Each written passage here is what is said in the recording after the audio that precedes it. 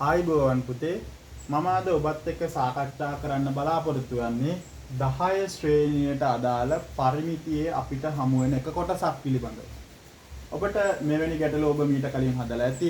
මම මේ ගැටලුවේ අපි ඉස්සර වෙලාම මෙන්න මේ රූප හරහට අදාළ අපි සමහර දෙනුක මේක ගෙවත්තක් කියලා දෙන්න පුළුවන්. සමහර නාන තටාකයක්. එහෙම නැත්නම් අපිට මේක උද්‍යානයක් වගේ අදහස් දෙන්න පුළුවන්. එහෙනම් අපි ඉස්සර වෙලාම පුතේ අපිට වැදගත්ම කොටස තමයි මෙන්න මේ අර්ධ ඡාප දිග. ඒ කියන්නේ මේ මෙතන ඉඳලා මෙන්න මේ මෙතනට දිග ඒ දිග හොයාගත්තා නම් මෙන්න මේ රූප සරණට අදාළව අපිට පුළුවනි පරිමිතිය හොයාගන්න. ඉතින් මම ඒ සඳහා 5r කියන සූත්‍රය භාවිතා කරනවා. මොකද ඔයා දන්නවා 5r මගින් අර්ධ ඡාප දිග හොයාගන්න පුළුවන්. 5 කියන්නේ 722යි. මේකේ පුතේ වැදගත් අරය හොයාගන්න එක. මෙතන ඉඳන් මෙතනටම 28 මීටර. එහෙනම් පුතේ මෙන්න මෙතන ඉඳන් මෙතනට 28යි. ඒ කියන්නේ විස්කම්භය. එහෙනම් අරය වෙන්නේ මීටර 14යි. එතකොට මේක සුළු වුණාට පස්සේ 7ට 7 1යි.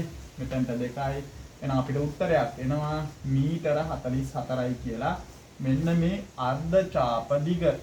අර්ධ ඡාප දිග. සමහර ළමයි අපි දැකලා තියෙනවා සම්පූර්ණ වෘත්තයක c සමානයි 2πr කියන සමීකරණය හෝ c සමානයි 5d කියන සමීකරණය භාවිතා කරලා සම්පූර්ණ රවුමකම හොයාගෙන මේ තියෙන රවුම් වලින් භාගයක්නේ දෙකෙන් එකක්නේ. එතකොට දෙකට බෙදලා උත්තරය ගන්නවා. එහෙමත් නිවැරදි. නමුත් මට වඩා පැහැදිලි කරන්න අවශ්‍ය වෙලා තියෙන ඔබට මෙවැනි ගැටලු හමු වෙලා ඇති.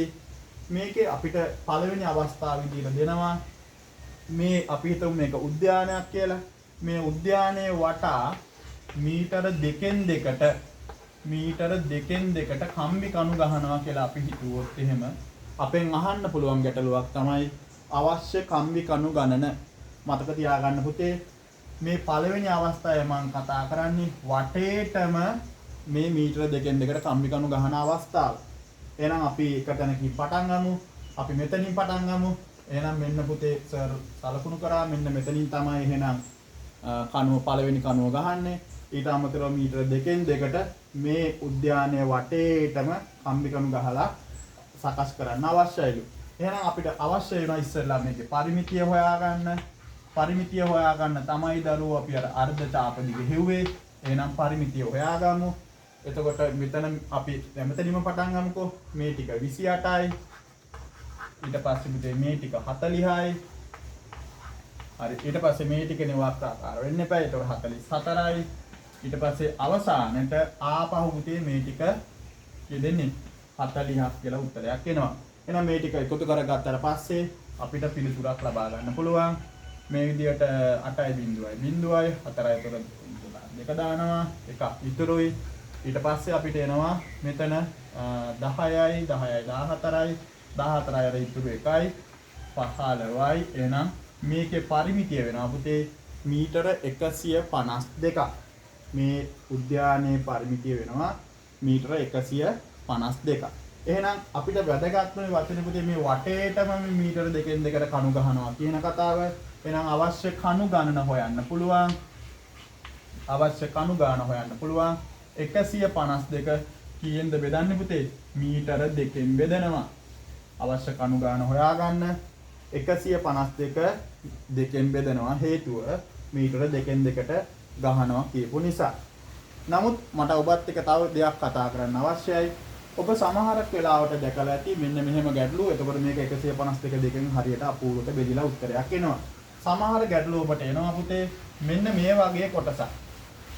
ඒකෙදි පරිස්සම් මෙන්න මේ කොටස කියලා හිතමුකෝ. මෙන්න මේ කොටසට විතරක් අපි හිතමු කම්බි කණු ගහනවා කියලා. ඒ කියන්නේ මෙතනින් පටන් අරගෙන මෙන්න මේ මීටර 41 දිග දක්වා කම්බි කණු ගහනවා නම් අවශ්‍ය කම්බි කණු ගණන. අපි හිතමු මෙවුවා වට වෙලා තියෙන්නේ. එයාට අවශ්‍ය වෙලා තියෙන්නේ මෙන්න මේ කොටසේ කම්බි කණු ගහ ගන්න විතරයි. එහෙනම් අවශ්‍ය කම්බි කණු ගාන හොයන්න බලමු. එතකොට මෙතන ඉඳන් මෙතෙන්ට පුතේ මීටර 40යි. එහෙනම් 40 බෙදෙනවා. ඒකෙත් මීටර දෙකෙන් දෙකට ගහනවා කිව්වොත් එහෙම දෙකෙන් බෙදලා. හැබැයි මතක ඇතුව තවත් එකක් එකතු කරන්න ඕනේ. ඒ එකතු කරන්නේ පුතේ මෙන්න මේ පටන් ගත්ත කණුවෙන් නෙමෙයි ඉවර වෙලා තියෙන වෙන කණුවකින්. එතකොට 40 දෙකට බෙදුනහම 20යි. එහෙනම් ඇත්තටම කණු 20කින් මෙන්න මේ කොටස සම්පූර්ණ කරගන්න බෑ පුතේ. ඒකට තව එක කණුවක් ඕනේ. එහෙනම් 20 කණු 21ක් අපිට අවශ්‍ය වෙනවා. කණු 21ක්. එහෙනම් සමහර ගැටලුවට අපිට එන්න පුළුවන් මෙන්න මේ කොටස ඒ කොටසෙත් මීටර 2න් 2කට හෝ මීටර 1න් 1කට ගමු. අපි හිතුව මේකට මීටර 1න් 1කට ගහනවා කියලා. එහෙනම් මේ දිග අපි හොයාගත්තා කලින් මීටර 44යි. එහෙනම් ඒ කොටස ගත්තොත් එම් පුතේ මෙතන ඉඳලා මෙන්න මෙතනට විතරයි ගහන්නේ. කෑල්ලයි ගහන්නේ. එහෙනම් 44 එකෙන් බෙදනවා. අපි මීටරෙන් මීටරයට මතක ඇතුව ඒකට තව එකක් එකතු කරනවා. අපිට කිව්වා නම් මේ කොටසට මීටර 4න් 4ට ගහනවා කියලා පුතේ. එහෙනම් 44 4න් බෙදලා ඒකෙත් මොකද කරන්න ඕන පුතේ? එකක් එකතු කරනවා. ඒ නිසා මෙතනදී මතක තියාගන්න මේ කම්බි වැටවල් එහෙම නැත්නම් සමහරක් වෙලාවට අපිට කියන්න පුළුවන් මල් පැල හිටවනවා. එහෙම නැත්නම් පොඩි කණු ගහනවා. මේ වගේ අදහස් දෙන්න පුළුවන්. ඒ වගේ ආවට පස්සේ ඔබ මතක තියාගන්න මේක හොඳට ගාන බලන්න. ගානේ වටේටම ගහනවද? එහෙම නැත්නම් එක්තරා කොටසකට විතරද ගහන්නේ කියලා. වටේටම ගහනවා නම් පරිමිතියේ අදාළ මීටර කීයෙන් කීයද ඒකෙන් බෙදලා ගන්න.